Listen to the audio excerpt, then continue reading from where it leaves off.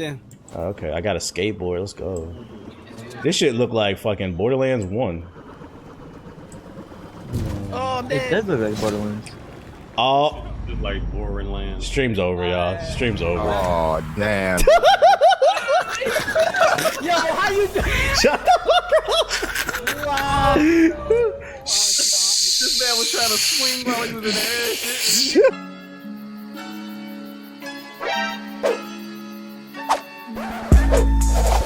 So the past weekend, Bleeding Edge had a was it an open or a closed beta? It was like a semi-open beta. You had to have the Xbox Game Pass to get into this. I didn't have it, but Nomad had it and he had an extra code for me, so he hooked me up with it and I was able to stream it. So I streamed the Bleeding Edge beta.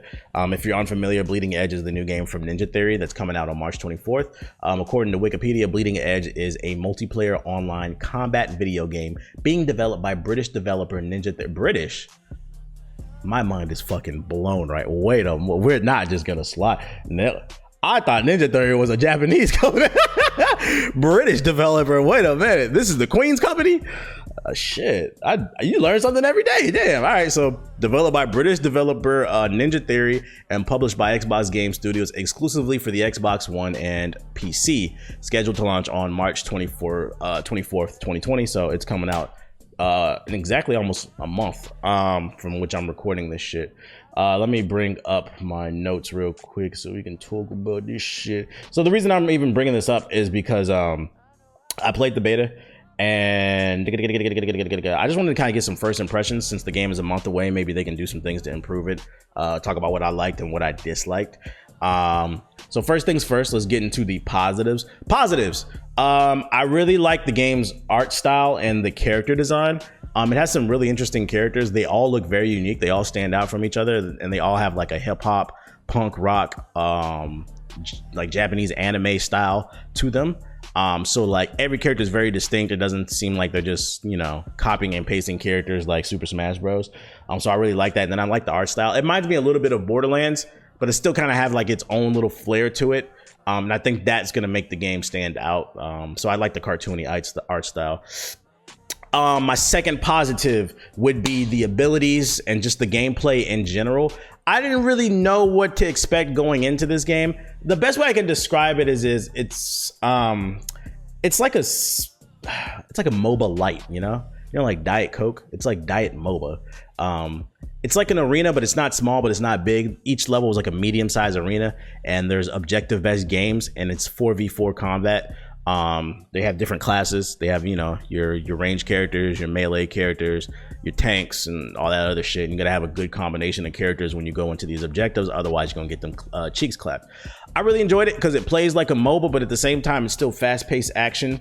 And then also it's not clickety clackety like League of Legends and shit. You control it with the mouse and keyboard. So from that, I kind of got a little bit of Paragon vibes because you're using, you know, the mouse and keyboard to control where you want to go with WASD and shit like that.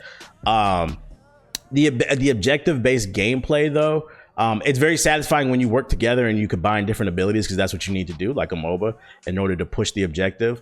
But if I had to critique it, I would say that it feels like the game modes are kind of lackluster. Like, I think we played 2 different game modes. I played for like 2 hours and only played like 2 different game modes. There was a capture the point, you know, like domination, go cap different points, like 3 different points at one time, and then you score a certain amount of points and you win. And then there was another one where it was basically like, it was like a glorified capture the flag. They had like these little energy boxes or whatever, and you had to pick them up, and then you had to wait for the gate to open, and then you throw the energy boxes into the gate. And meanwhile, while you're waiting for the gate to open, you're picking up those boxes, and you have a certain number over your head. Let's say I picked up 8. There would be a number 8 over my head, and if the enemy attacks you, you drop all your boxes and they take your shit. So you're fighting nonstop to maintain the most and then go dunk them into the hole and shit.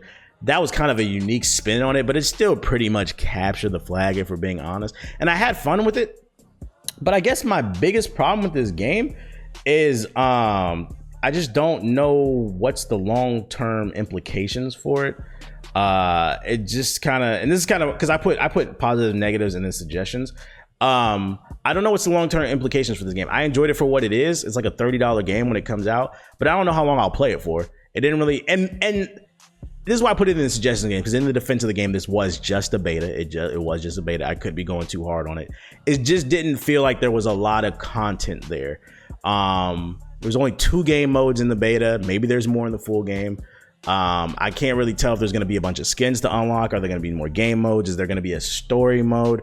I feel really bad doing this because usually I feel like I have really good feedback, but I can't put my finger on it. It just feels like this game is missing something. The core gameplay is fun. I was getting frustrated at first because we weren't running with randoms. I was playing with Trey. He sucks. Once Trey left and it was just me and Nomad, we played with some randoms. We started getting the juices flowing and we started clapping people. I was like, okay, this is fun. Once I started understanding how the abilities worked and I started tanking, because we didn't have a proper tank, and usually I'm the best tank in GI, I started having fun. But my biggest problem is the long-term implications. That would be my first suggestion in the suggestion section. You guys need to do a better job of communicating what value this game has long-term. What's the end game for this? Is there going to be a competitive scene for this? Is there going to be a story for this? It just feels like it's missing something. And now that I think about it, if I could add this, it wasn't on my notes. It feels like this game has been poorly advertised. Like, I didn't even know there was a beta. I was live streaming this game and my chat was asking me like, yo, are you gonna play the Bleeding Edge beta? Like a few people, I don't want to say the whole chat, it was like a few people. I was like, Bleeding Edge? I was like, what is that? It was like, oh, that's the game from Ninja Theory. I was like, oh, I didn't know anything about it. And then Nomad DM me, he's like, yo, I got an extra code, you want to hop on it tonight? I was like, bet. So I downloaded it, hopped on that joint, and I had some fun with it. But it doesn't really feel like the public knows about this game. And the joke is always, Xbox doesn't have any games, and you guys finally have an exclusive, although it's available on PC. By the way, positive, this game has crossplay. It runs through Xbox Live. So whether you're on Xbox Live on your Xbox or your PC, you can just invite your friends and play, like Gears of War. That's cool. That's a positive. More games needed. But it just felt like it was missing something, and I can't exactly put my finger on it, but maybe the full game will reveal something different. Another positive, what the fuck is, I wrote down hop on and off. Oh, hop on and off the board. Like MOBAs, you know how you can, well, not like MOBAs, but you can, I don't want to say fast travel in this game, but like you have a mode of transportation. Like each character has like a hoverboard or like a bike or something, so you can travel around the map faster, and you can use that to get away in combat. I like the fact that you can hop on and off of that at any time. You have a mount. Each character has a mount, similar to, what was Blizzard's MOBA? What was Blizzard's freaking MOBA? Heroes of the Storm.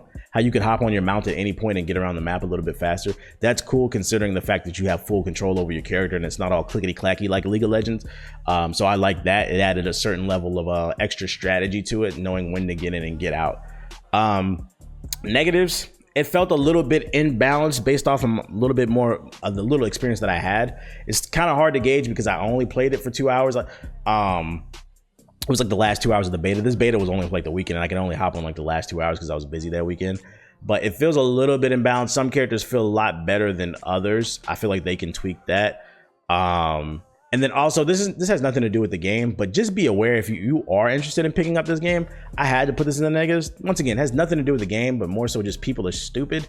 Be aware, don't even bother running with randoms. At least have a 2-stack, because I promise you, this is one of those games where like every game where you have to run with randoms, you'll get frustrated. But this is one of those games where it's like Overwatch. You will get it's next level frustration running with randoms, because the game is so reliant on you being in sync with your teammates and combining your abilities to clap the enemy as soon as possible and attack the objective. You will get frustrated because people are just trying to be superstars, and even if you just have like bad teammates. It feels like this is one of those games that's easy to pick up, hard to master. But just keep in mind that like don't even bother with randoms. And then last but not least, the other suggestion that I had was it feels like this game needs more communication tools. I don't know if there was voice chat. I looked, but I might have missed it. I was kind of rushing through things. There might be voice chat. I could be wrong. I definitely didn't see any like chat that you can type in like on PC to communicate with you. And like this is a team-based game. It just seemed like the communication tools were lackluster. Maybe they were there. I don't know. Also, it would have been nice to have something like basic commands like attack the point, kind of like how they used to do in Paragon, where you could hit like the Q button and it would bring like a menu up of different like basic commands. Every MOBA has it, and you could tell them, hey, let's defend point B, let's go here. So if they don't have a mic, it would have been nice to have something like that, like some basic communication tools. But other than that, that's kind of basically what I wrote down. If you're wondering if I had fun with it, I did have fun. I was surprised that this game was not on my radar. It's coming out March 24th, and I think I'm actually going to end up picking it up. I'm just curious to see, will the gaming community pick this one up? Or will this just be another game where I'm accused of going against the grain and just playing it because it's different, even though I actually admit that I had fun with it. Y'all hate when I play games I have fun because it's not the game that y'all play.